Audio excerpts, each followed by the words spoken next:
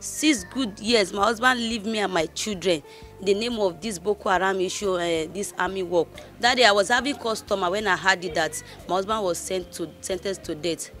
That day, in fact, I collapsed. We were being detained in military intelligence underground at Apapa, Lagos. In that underground, I was traumatized. Whatever they give us is what we eat. Even my tummy got bigger, thinking that I'm growing fatter. I never know that it is even disease that is in my body. I went to meet him in the prison. When I went there, I was just crying because the way I saw my husband, I did not believe it that his stomach was so swelled up as he was pregnant. His color changed to greenish. I was just imagining that, is this my husband?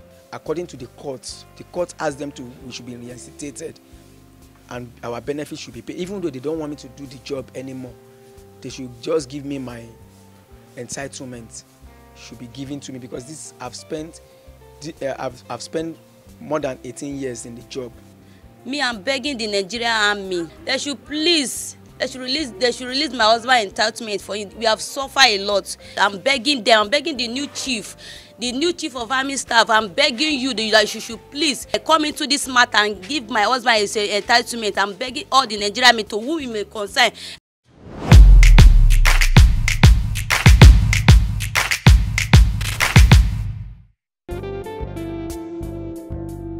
My name is Bankole Taiwo Olishola. I'm a soldier by profession, but now I'm having problem with the job now. What kind of problem are you having with the job? Actually, I was enlisted into the Nigerian Army February 18, 2002. And since then, I've been doing my job diligently, without no problem. On the 15th of January 2013, I was being nominated to go for Mali operation when Mali is there's crisis in Mali. So I was nominated to go for Mali operation. So we're being beefed up at 81 Battalion Ibadan. So when we get to Ibadan, so we set for the journey. We train in Kachia in Kaduna State, we train in Jaji, and we train at Sokoto before the movement to Mali could not be possible. Now they ask us to go to Maiduguri. So getting to Maiduguri, that was on the 26th of August 2013. That's when we get to Maiduguri in order to go and counter the insurgency. Getting there, our morale was high based on the training that we have acquired. Our morale was high to flush away the elements of those Boko Haram that are disturbing the nation. Before we get to the theater ground where we went to fight, our commander briefed us that there are strong force in a particular forest called Kafia Forest, because we were deployed in Gubio local government of Borno State. So when we get to Kafia Forest, before we get to Kafia Forest, they promised us that they will give us air raid, because the people that are there, they are of strong force, that they will use air bombardment before they will use air bombardment before we could go for mop-up.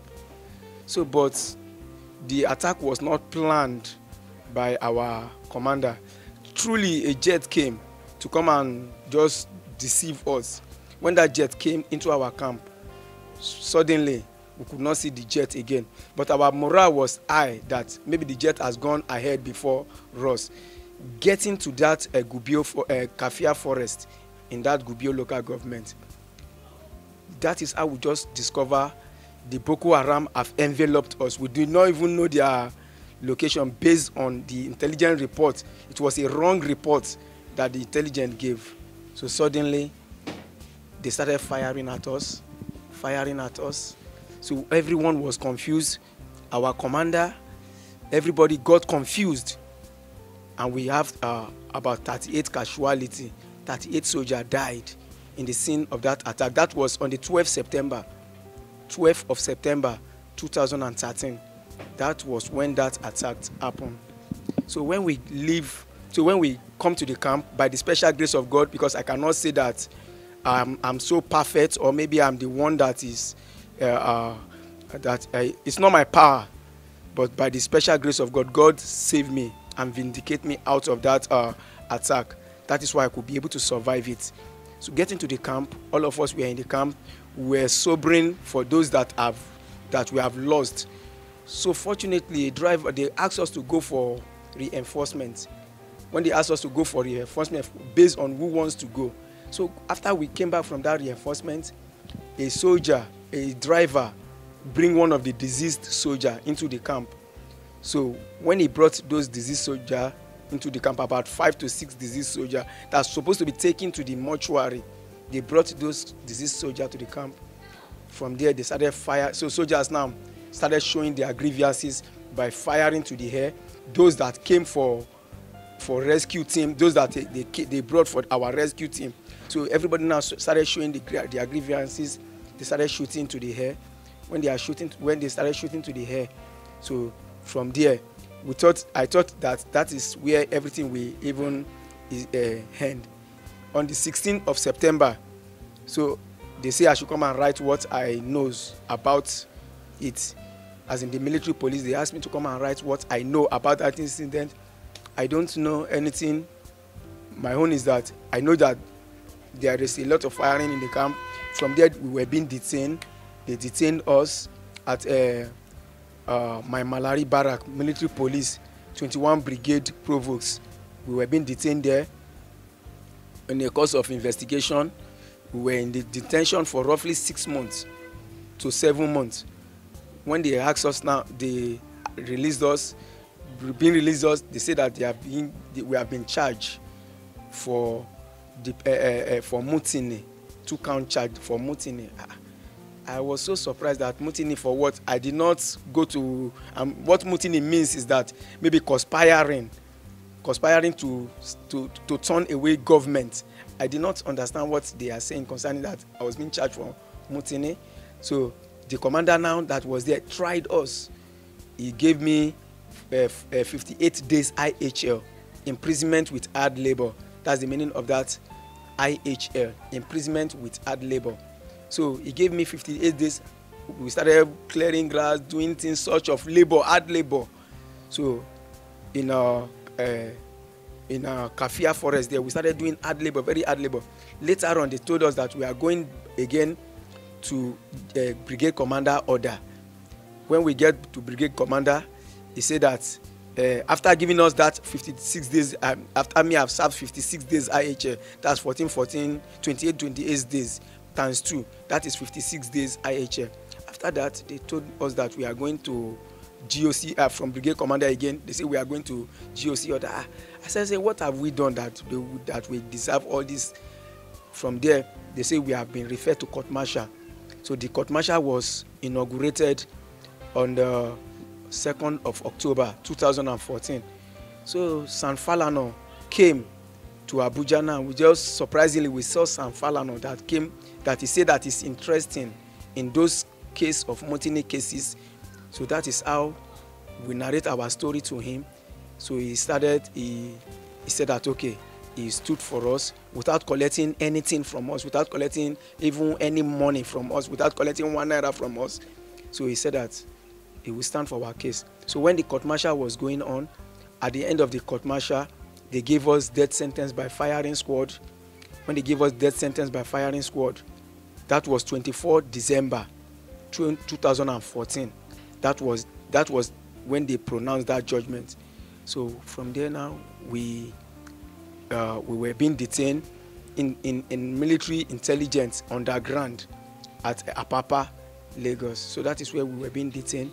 When they detained us there, I was there for 22 months. Nothing heard. We did not hear anything. I did not know anything about my family.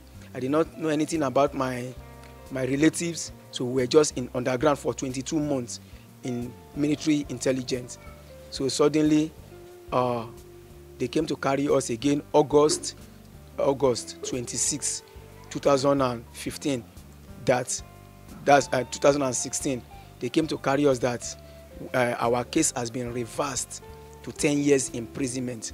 That is how they take us down to Kirikiri Maximum Prison at Apapa. Kirikiri Maximum Prison. That is where they took us to. That death sentence has been quashed, and we have been given 10 years imprisonment. So we were there. Every one of us, we were just doing normal activities as a prisoner, doing every normal activities as a prisoner. So suddenly, because I did not have any, I'm just school cert holder. So fortunately, they advised us. I enrolled into the National Open University in Kirikiri, the maximum prison. So I enrolled into the National Open University. So I was in 200 level. Suddenly, the warder came to call us that we are being released by the Court of Appeal. That was on the 14th of May, 2019. So they said we are being released by the Court of Appeal. So that is when we left the prison on the 30th of May. The judgment was pronounced by the Court of Appeal on the 14th of May, 2019. So on the 30th of May, we left the prison ground. That is where we came out from the prison. So since then, we have not heard anything concerning the matter again. And the judgment, due to the judgment, they say that we should be reinstated according to the judgment being pronounced, that we should be reinstated, and all our rights and every of our benefits should be paid back to us. So since then, we could not hear anything up to date. So those are the things that happened, sir. So officially, you're back to the Nigerian Army now. Is that what you're saying? No, sir. We have, Army have to reinstate us before we can say we are fully back into the Nigerian Army. So we have not been reinstated.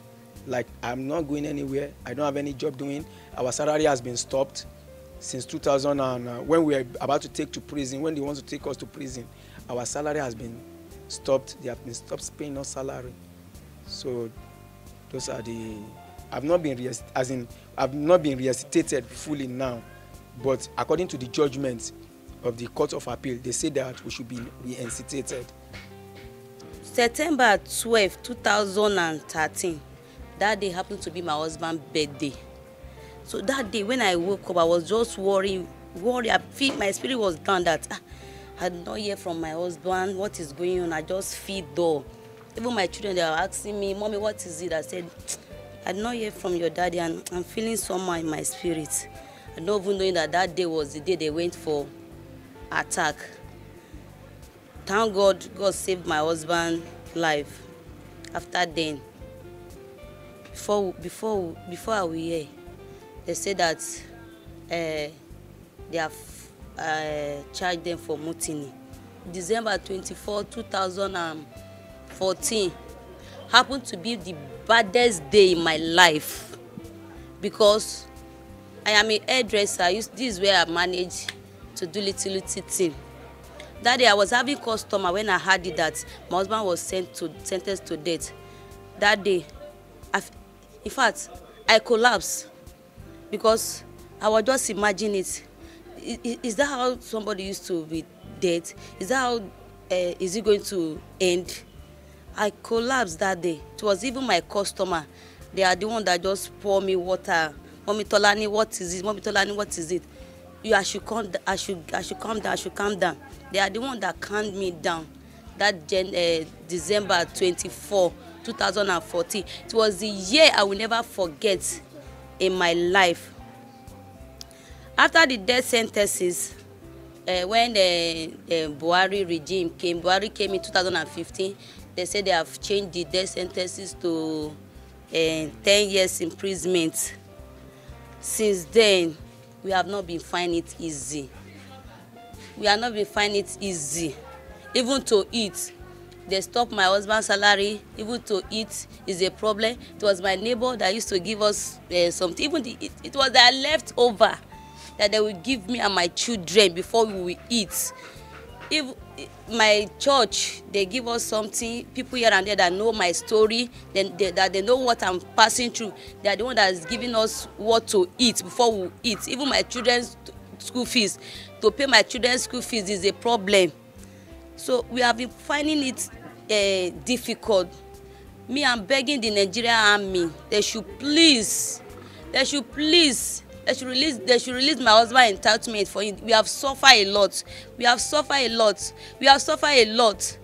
Me and my children, sometimes we don't used to eat before we sleep. Sometimes it's only water that we give them to drink before they will sleep. Sometimes it was only garri that we would drink and give them before they will sleep. I'm begging the Nigerian army, they should release my husband entitlement according to the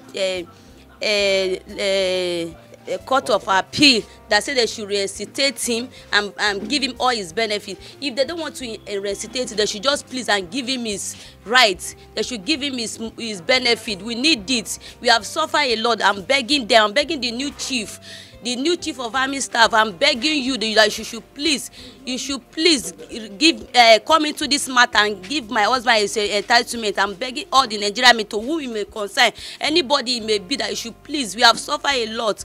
I'm begging the Nigerian army. I'm begging everybody, they should come to our aid. This sufferness is too much. That's what I want to, because the experience was so bad. I cannot even, anytime I remember, I don't like to remember what I passed through.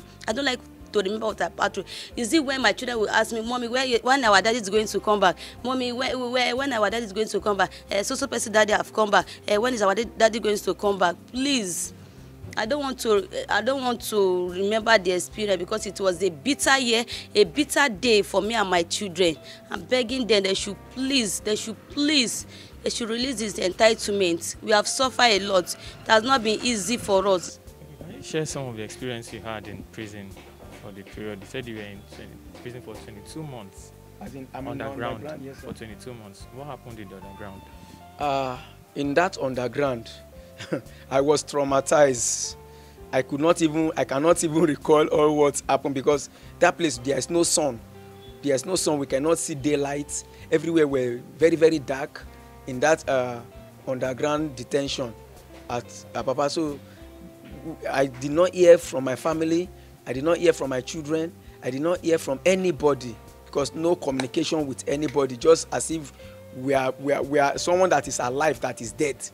That is the experience of that underground detention in Apapa there. How did you know you spent 22 months? Who was keeping record for you? Since the day we came inside that place, we came on the 10th of February 2015. That is when we get there. If the month is going back, at times we miss the dates. But at times we miss the date. But when day is coming and when day is brightening and day is coming dark, so making one day, that is how we used to count it. That's no timing, we don't have anything timing. But when the day is coming dark and the day is coming, that is where we know that this is one day. There was even a day that they did Easter. We never even knew that they did Easter. Later we were just thinking that Easter is supposed to be so date. Before we know, we just from those that used to bring food for us, they said that they have done Easter. So that very day I cried that it's just like I'm alive and just I'm dead, but just like person that is alive that is just dead. That is how the experience is like. How about the food? What were the things you were eating? Whatever concerning the feeding, whatever they give us is what we eat. Even my tummy got bigger, thinking that I'm growing fatter. I never know that it is even disease that is in my body. So concerning the feeding, what kind of food? They give us, at times they give us beans, at times they give us eba, that is very, very soft eba. They will give us a draw soup. So those are at times egusi, are the one they will prepare in their own ways, not the way you want to prepare it. So that is how the feeding is like this. Since your return in 2019, May 30, 2019 was when you eventually left prison. Till date, what have you been doing? How have you been feeding your family? My wife is an hairdresser by profession. That's the trade she learned. She was the one even feeding me Before you joined the military, what would you have become if you were not in the military? I mean, before I become military, my aim is to have money and stay away from this country. That is my aim and my purpose. I don't. So when I could see, when my father did not have the money for me to travel to anywhere, so I don't have any option. So I just decide that to let me serve my nation, because army job, I see because of the way the job is like. I love the job. That is why I found passion in the job. And you wanted to leave the country. That was your initial plan? That is my plan. Yes, sir. That is my plan. Why? Just to go and work outside abroad, to do business, earn money. Those are my targets. But since that I could not have any money to make those trips, that is why I decided to join the Nigerian Army. So you did not join the army because you did not gain admission to tertiary institution. You joined the army because you just wanted to. I love the job. That is why I joined the army. I supposed even to further my education in the military, but I could not. I just wish to serve the nation as a soldier. But do you regret of joining this military? Yes. I never regret of joining the soldier. Because it helps me a lot by bringing up my family. What exactly do you want the government or the Nigerian military to do for you? What I want, sir, I want them to please, because of my family, because of my children and my wife, I just want them to please, every of my benefits, every of my entitlement should be given to me, because this I've spent more than 18 years in the job now. So I'm just pleading to them that according to the court asked them we should be reinstated and our benefits should be paid. Even though they don't want me to do the job anymore, they should just give me my entitlement, and so that if it is retirement, my retirement benefits, they should just give to me and I should go. How many children do you have? I have 4 children, sir. How old is the eldest son? The eldest son, my eldest son is 16 by now. The second one is 12. The third one is about 9 years old, while the last born is just 10 months now. Why did she miss you when you were in detention? What were the things she told you when you came back? She missed me a lot. So even when she saw me for the first time, I can see tears of joy came out from her. Because she missed me a lot. She missed me. I missed my home. I missed my home. I missed my family. And I missed every of my friends around me. But did you think you were ever going to come back? Did you think with everything was good, maybe you thought this would have been the end? For the first time when that death sentence was being pronounced, so I thought that it is over, that really it is going to happen, but I claim it with faith. I claim it with faith that by the special grace of God, I will skate through. And that is where I become closer to my God, in that place of detention. Because in prison, we see many people, they came into the prison yards to come and give us words of admonishment. I did some program, Joy Bringer. I did Sycamore Tree projects. I did Joy Bringer. I did Sycamore Tree projects. I did Alpha course.